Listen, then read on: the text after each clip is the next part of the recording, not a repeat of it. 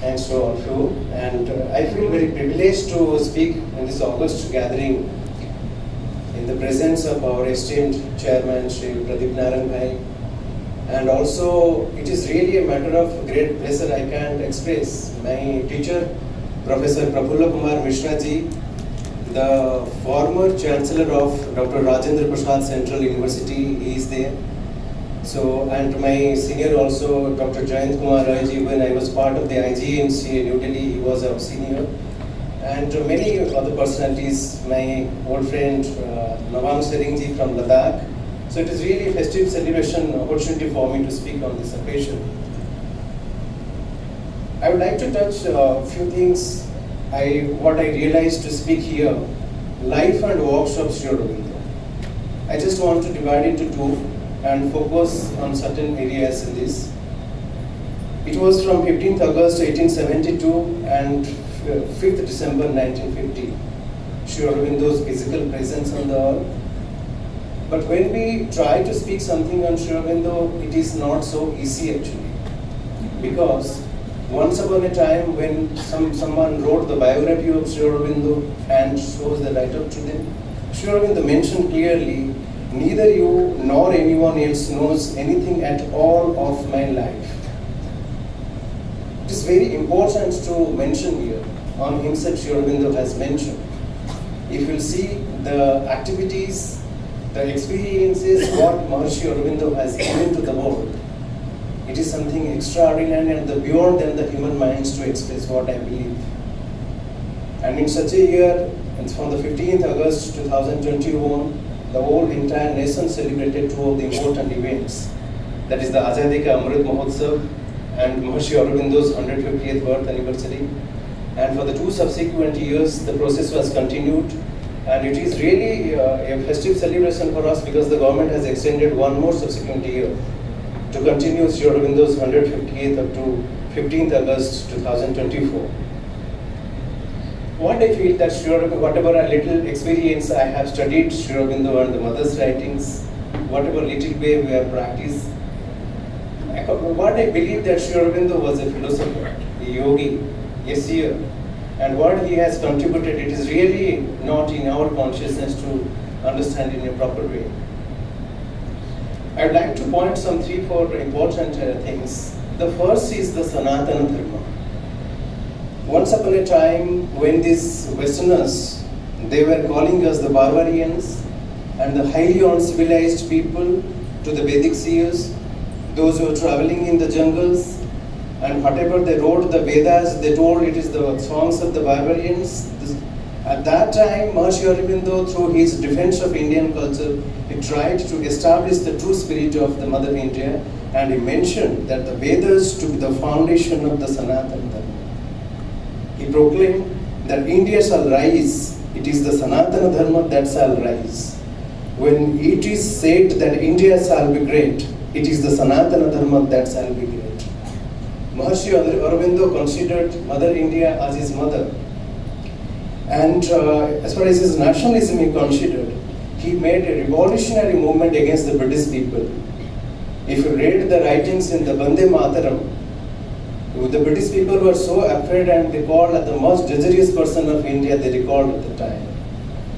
One of the important contributions of Maharishi Aurobindo, that is the Bhavani Bharati, and we sing only one poem that is written in 99 verses.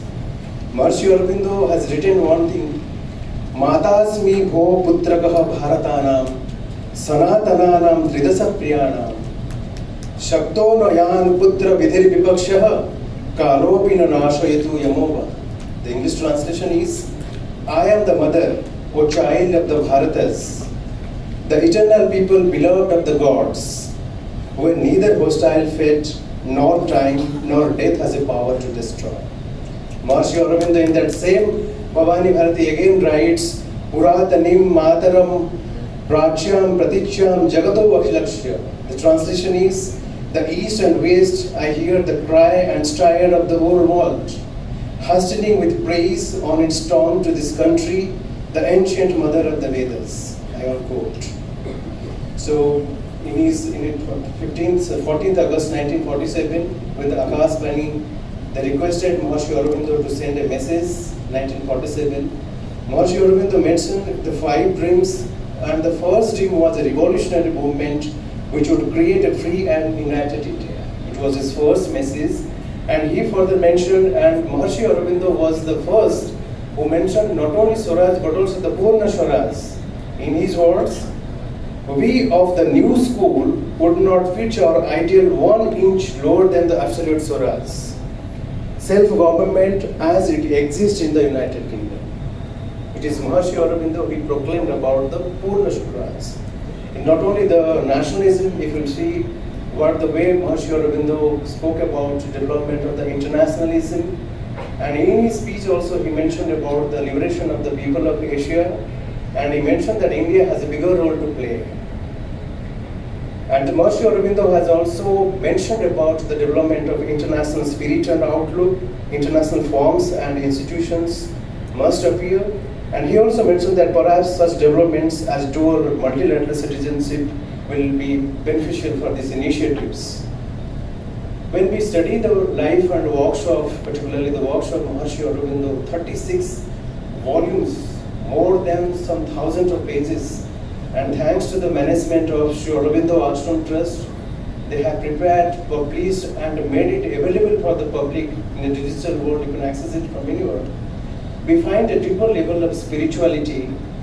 He mentioned about the true spirituality, particularly not to renounce life, but to make life with the perfect divine perfection. I would like to quote recite some of his quotes. His spiritual aspiration was the governing force of this culture, its core of thought, its ruling passion. Not only did it make spirituality the highest aim of life, but it even tried, as far as that could be done in the past conditions of the human race, to turn the whole of life towards spirituality. Maharishi Aurobindo mentions about the humanity, the special emphasis on the evolution, and that evolution was basically the evolution of consciousness. The main focus what the Vedic seers and the sages have given to the world.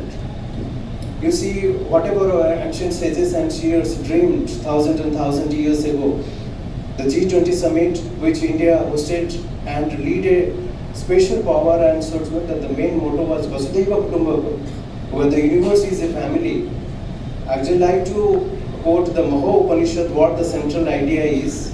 The Maho Upanishad says, Ayam Nijaha Paraveti Gadana Laguchetasam Udara Charitanam to Vasudhaiva Kutumbakam. We always refer Vasudhaiva Kutumbakam, Vasudhaiva Kutumbakam, but what exactly is? The Shastra says, this is mine, that is yours. This division comes only through a consciousness which is not manifested properly. Udara Chanita Charitanam, for them whose consciousness is fully awakened, developed, for them the world becomes a family. And the same message was mentioned in the Vedas, Yatra Vishwa Bhavati Eka Nidam, where the universe becomes a nest.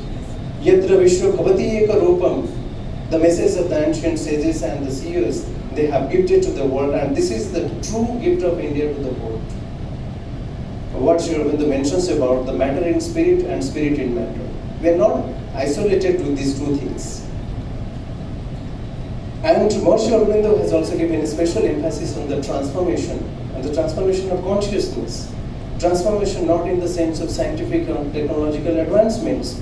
He writes, there is a mighty law of life, a great principle of human evolution, a body of spiritual knowledge and experience, of which India has always been destined to be guardians, exemplar and missionary. This is the Sanatana Dharma, the eternal religion.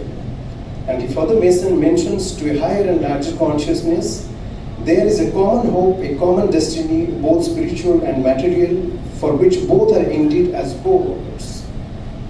When we see the Maharishi Aurobindo's life in Puducherry, we have a long history of interactions with the great leaders like Mahakavi Subramanya Bharatiya, Srinivasacharya, and many other leaders. And Maharishi Aurobindo had a good relationship with Mahakavi Subramanya Bharatiya. And it is Subramanya Bharatiya who helped Maharishi Aurobindo to translate some of the Tamil text into English. And Maharishi Aurobindo has also translated the famous Tirukural text, the first chapter 10 verses, and the second chapter, I think 3 or 4, I am not sure. So these 14 verses Sri Aurobindo has translated in a very unique way. And not only the translations of the Tirukkural, Maharishi Aurobindo has also written extensively on the Tamil alvars, the 12 Tamil alvars of the Tamil Vaishnavas, they are called the alvars, and many things about this is a remarkable literature. And Maharishi Aurobindo mentioned that this Puducherry is cave of the Tapasya. He chosen this land because this land was earlier called as the Vedapuri. Rishi Agastya's land was there. It is mentioned in the Bahur temple in 1961 AD, there was a Veda Pathashala. Some thousands of Vedic students were studying that times. Of course, due to these developments of this social dynamics and changing dynamics, many of the Westerners, they attacked, they ruled for certain periods. But the spirit of Indian culture, it is soul. It will not destroy, because it says, the soul will neither be created nor be destroyed. Najayate namriyate kadachanati, Lord Krishna says in the Srimad Bhagavad Gita. So these are the few things I was trying to convey, what the nationalism and internationalism, what Sri Aurobindo dreamed, and what was his idea about the human evolution. And many of the scriptures, they refers the greatness of India as that Gayanti Deva Kilagita Gani, Dhanyastute Bharata Bhumi Bhage, Swarga Pavargas Padahetu Bhumo Bhavandi Bhuyaha Purusha Suratva. That means the gods also sing the song, those who born in India, they are much more blessed than the gods. Because this is the land where you can make the Swarga and Apavarga. There is a scripture says, Swarga Kama Yajeta. If you want to get the Swarga, these places of the heaven, you have to perform the rites. But beyond that, the Swarga, there is Apavarga, that is called the Moksha. And that is the central objective of the Indian spirituality, or the sages have given, and Sri Aurobindo has very meticulously interpreted those ideas with a strong defense to those people, those who mentioned about these barbarians and uncivilized people. Even if you refer to the science of religion, Frederick Maximilian has written, even if once upon a time when the people of Europe, they were traveling the jungles, and then he mentioned that it was a place who were discussing about the Atma and the Paramatma, I should point to India. The great scholar Max Muller, he wrote the sacred books of the East in 50 volumes. But he never came to India, and he wrote many things about the Indian spirituality, the culture, the way of life. So it's not about anything Indian spirituality or Nepali spirituality or American spirituality. Spirit is spirit. The ultimate goal is it will be dissolved with the Supreme Soul. That is the thing. And Sri Aurobindo very clearly defines this. The widest and highest spiritualizing of life on earth is the last vision of all, that vast and all example seeking and experiment in 1,000 ways of life. The soul's outermost and innermost experience, which is the unique character of India's past. This is the end, is the mission for which he was born, and meaning of her existence. The Hindi translation says, पृथ्वी पर जीवन का सबसे व्यापक और उच्चतम आध्यात्मिकीकरण, आत्मा के बाहरी और अंतरतम अनुभव की हजारों तरीके से खोज और प्रयोग करने वाली उस विशाल और अद्वितीय दृष्टि का अंतिम दर्शन है, जिसके लिए भारत का उसका अद्वितीय चरित्र है। अंततः यह वही मिशन है जिसके लिए वह पैदा हुई थी और उसके अस्तित्व का अर्थ है। So what our esteemed chairman Sri Pradeep Narang mentioned in the inaugural session, this was for the first time the government of Puducherry, the government organized a program, and all the three entities which was created by Mother based on the consciousness of Sri Aurobindo, that is the Sri Aurobindo Ashram, Sri Aurobindo Society and Auroville, they contributed for this noble initiative. And I believe that in a continuous way, we can work with the communities in a more sustainable thing. That is the message of the spirituality. And we are very much thankful to the authorities from the Puducherry government for initiating this such a beautiful conference and giving us this opportunity to speak on this gathering. And we hope in a collaborative way many things can be managed in a better way. And with these few words, I would like to thanks to all of you. Namaste. Thank you.